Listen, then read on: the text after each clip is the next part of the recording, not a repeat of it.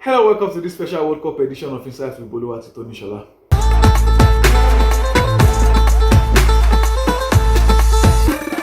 Finally, the group stage of the most exciting FIFA World Cup ever has ended. We have 16 teams in the next round. Well, that's why it's called the round of 16. But first off, let's say one or two about yesterday's games in Group G and in Group H. Of course, like we've seen in the match day 3 games, another surprise result yesterday as Brazil conceded their first goal in this round. It means everybody conceded in the group stages. In Group H, in Group G, first of all, we saw Cameroon defeating Brazil by a lone goal. Brazil changed almost everybody.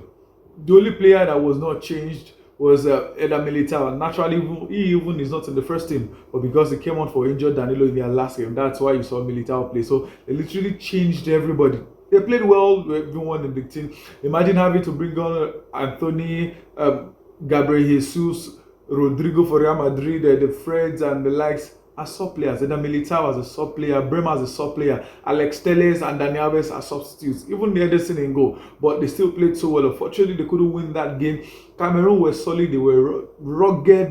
They were committed to what they needed to do. Even the times they needed to commit fouls, they did that. Fortunately, Telles picked up enough in the game, and we're hearing he's been ruled out of the game. Same with Gabriel Jesus, but brilliant play overall. And Abubakar got a beautiful header late on in the game to give Brazil all 3 points. Even though he got a second yellow for taking out the jersey, I still think players need to be more disciplined in things like that. When you know you're in a yellow card, passion shouldn't take over. But it was a win, and they got the win. Brazil finally lost to an African team in the World Cup. And in the other game in the group, saw Serbia and Switzerland battle it out for each other. That was a game and a half. That was the best game in that group for yesterday, with Switzerland taking the early lead with Shaqiri. Then Mitrovic equalized. So they took the lead against Serbia, and they were 2-1 down. Switzerland came back again to win that game 3-2. So they joined Brazil in the next round. And from Group H games, well, fun fact, the last 3 world champions have come from Group H. Well, like I told some guys, South Korea and Portugal should get ready if they can continue that run of form. But South Korea, like I mentioned, they defeated Portugal. Another surprise as well. Portugal scored first early in the game, but South Korea scored an equalizer, and they got the late goal to beat Portugal. And that late goal meant one thing.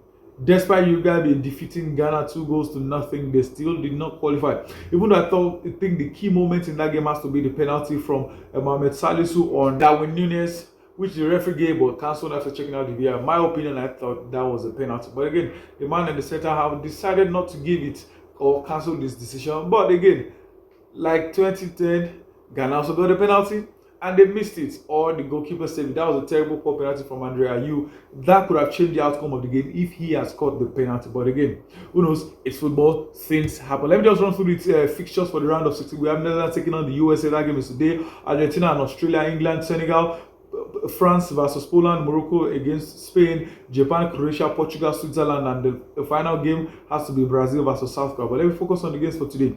Netherlands and the USA. Well, the last 4 times they've met have come in friendly games, with Netherlands winning the first 3 and USA winning the last one. Yeah, you thinking what I'm thinking? On paper, obviously, you want to pick Netherlands to win this game. Lots of exciting quality player with Gakpo in brilliant form, scoring in all 3 group stage games, and also an experienced Memphis Depay somewhere. They have the experience, you can call it hype, or whatever you need to do. Van Dijk in defense for them, Nathan Ake, there's Dumfries, lots of very exciting players from the defense, even in the middle of the park for them. Of course, the younger, is this still young? Frankie de Jong. They are much more packed, they are more disciplined. USA would depend on Christian Pulisic and Team Weah to live up to the billing. Even the younger Ghanaian born in their team as well, they have a chance here. But before the World Cup win against Iran, the last time US won a game was in, I think, June.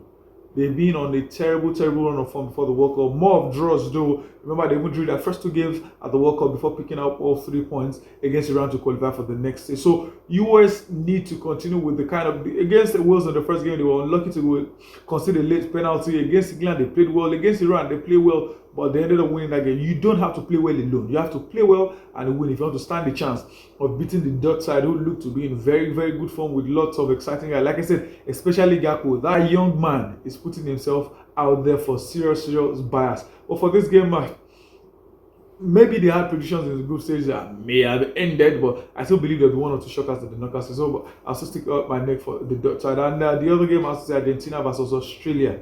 Well, the last time they met, Australia are definitely the minnows in this game against the Argentine side, who have exciting lot of guys in the squad, from Lautaro Martinez to Di Maria to Alvarez in the middle of the park to Enzo Fernandez to everyone, even in defense. There are lots of quality players in that team. Maybe not world class in quote, but there are still lots of quality at the Argentine side. So on paper, oh, you're surprised I didn't mention Lionel Messi. I know you knew about Messi, that's why I didn't mention him.